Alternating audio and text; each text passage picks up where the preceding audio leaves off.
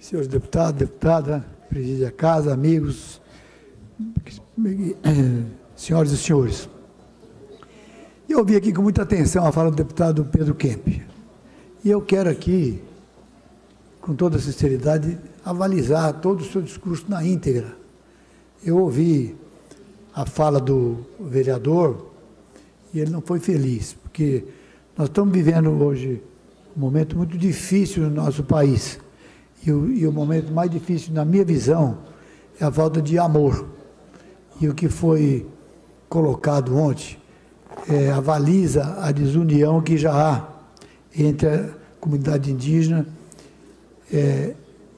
e a sociedade por um todo, em especial o setor produtivo. Então, eu vi com muita atenção a fala do deputado Pedro Kemp e também não concordo e acho que o mínimo que ele poderia fazer é se desculpar. Mas eu quis me inscrever e dizer aqui, pelo comentário que o deputado Pedro Kemp fez sobre Jair Bolsonaro, que eu também não concordo, não tenho pretensão alguma de apoiá-lo. E, inclusive, eu tive uma conversa muito próxima ao presidente do meu partido, deputado federal Luiz Henrique Mandetta, que me disse a possibilidade de ser candidato a governador de Mato Grosso do Sul com o apoio do Jair Bolsonaro. Porque a política está tão desgastada e tão desgastante que chega ao ponto de um país achar que as colocações e o pensamento de Jair Bolsonaro pode salvar a política brasileira. E eu penso o contrário.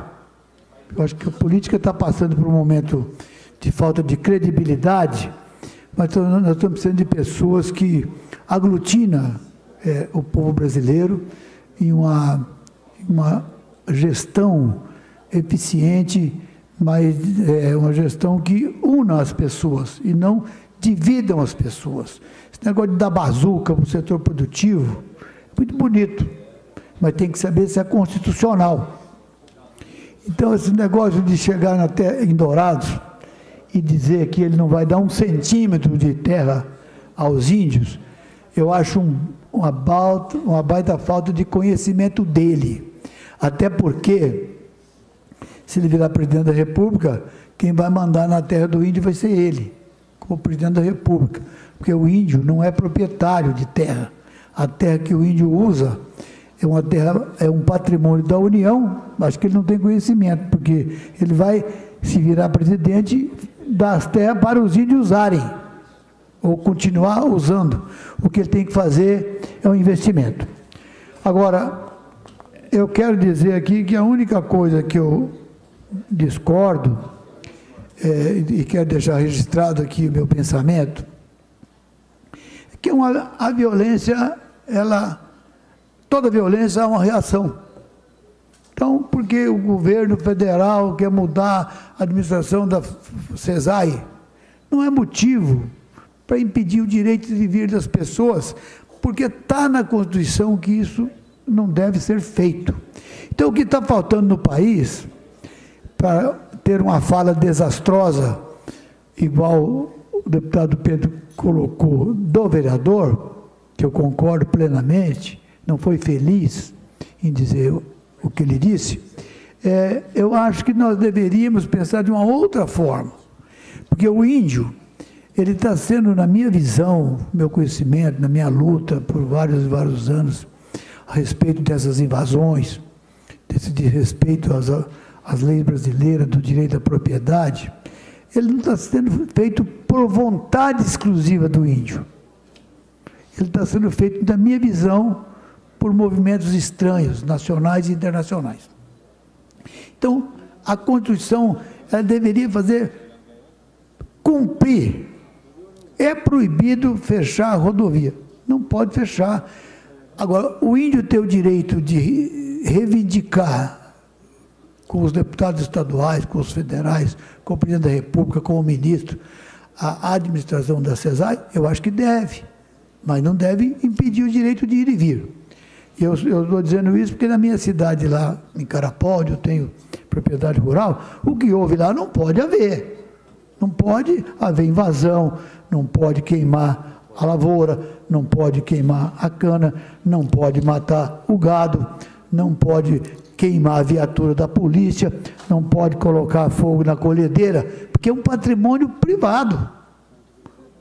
O governo devia ser responsável por falta de uma atenção correta sobre o tema e indenizar o produtor rural. Porque foi destruído um patrimônio dele, foi destruído um patrimônio do governo quando queimaram a viatura. E isso não pode e não deve ser feito. Concede uma parte, deputado? Com o maior prazer. Só um segundo. Agora, eu acho que os indígenas, eu tenho uma boa convivência com os indígenas, em todas as aldeias, ajudo demais eles, me pedem, eu nem quero saber se eles se vai votar, nunca pedi um voto na comunidade indígena, mas eu tenho dó de ver a situação de penúria que vive o índio, mas desde que eu estou aqui, em 1962. Desde 1962. É a mesma discussão, porque não tem a terra, é a mesma discussão porque não tem infraestrutura, é a mesma discussão porque não tem a saúde, é a mesma discussão porque está entrando a droga, é a mesma discussão por causa do alcoolismo. A discussão, ela é eterna, deputado Júnior Mock. E o que está faltando nisso?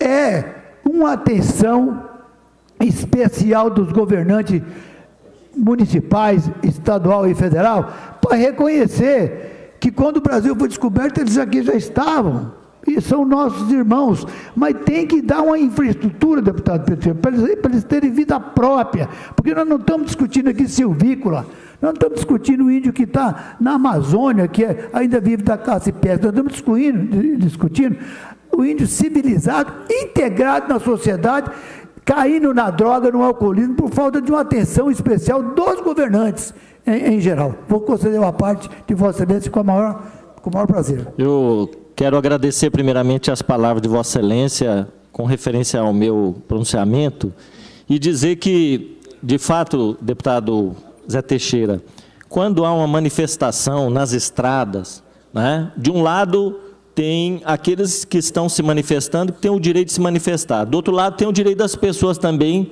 o direito de ir e vir, né? O que a polícia deve fazer? Como tem feito sempre, vai lá e negocia com os manifestantes para desobstruir, né, a estrada, e aí as pessoas que se manifestaram fizeram chegar o seu recado às autoridades e as pessoas ali vão ter o seu direito de ir e vir garantido, né? O que a gente não pode admitir é que uma pessoa propõe assim, não, a polícia vai lá, desce o cacete, bate em todo mundo e acabou, não é? Então, num país como o nosso, democrático, deve haver esse tipo de postura por parte das autoridades da polícia, de chegar e negociar. Aliás, sempre os governos têm aquela comissão de crise, né, para evitar os conflitos, vão lá, as pessoas negociam, etc. Então, é só referente a isso que eu gostaria de dizer. Também não estou propondo aqui que as estradas sejam fechadas todos os dias, que a gente tenha, né, mas todo direito, né, tem que ser preservado dos dois lados. E as pessoas que estão naquele momento fechando a estrada, que seja feita uma comissão para ir lá e negociar, desobstruir.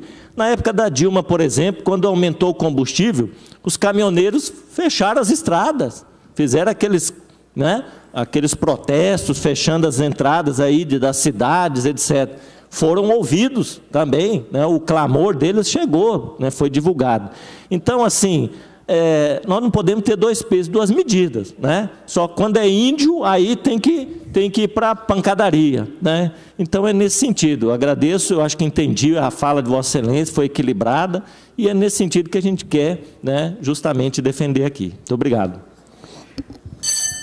Só para comunicar, deputado Zé Teixeira, que Vossa Excelência dispõe de 2 minutos para concluir o seu pronunciamento. Eu concordo plenamente, deputado, porque entendi a fala de Vossa Excelência e também não estou aqui colocando que apoia o que a Constituição não permite. Até porque, como parlamentar, nós não podemos discordar da Constituição. Agora, quando você está num regime democrático, ele tem o mesmo significado do regime militar, porque a Constituição ela já existia em 88, ela foi mudada. Agora, só que tem uma coisa, com o regime militar não faziam isso. Com o regime militar, sabia que se fizesse, ele ia ser punido. Então, a democracia abre e a baderna impera. Então, eu acho que o regime democrático, ele é o mais saudável em qualquer país do mundo, porque a liberdade é uma das melhores coisas, mas liberdade com responsabilidade, porque liberdade com a anarquia, aí é o que está acontecendo no Rio de Janeiro. A intervenção federal no Rio de Janeiro. Aí está fazendo uma depuração no Rio de Janeiro da Polícia Civil e da Polícia Militar. O deputado Barbosinha, que foi secretário de Estado, está assistindo o noticiário, e agora tem um coronel lá, eu tenho certeza absoluta, deputado Barbosinha, que a Polícia Civil do Rio de Janeiro e a Polícia Militar, se fizesse alguma coisa que não era correta, hoje no comando do militar lá, na intervenção, vai pensar duas vezes para fazer, porque sabe, se fizer vai ser punido. Então o que eu quero dizer é que eu sou 100% favorável ao regime da democracia, mas com responsabilidade e com autoridade das pessoas que estão no poder. E eu acho que o momento deixa muito a desejar, sobre todos os aspectos, sobre educação, sobre saúde, sobre segurança pública, sobre infraestrutura. O deputado falou ali que do tempo da Dilma, quando subiu o combustível, que houve revolta dos caminhoneiros, houve.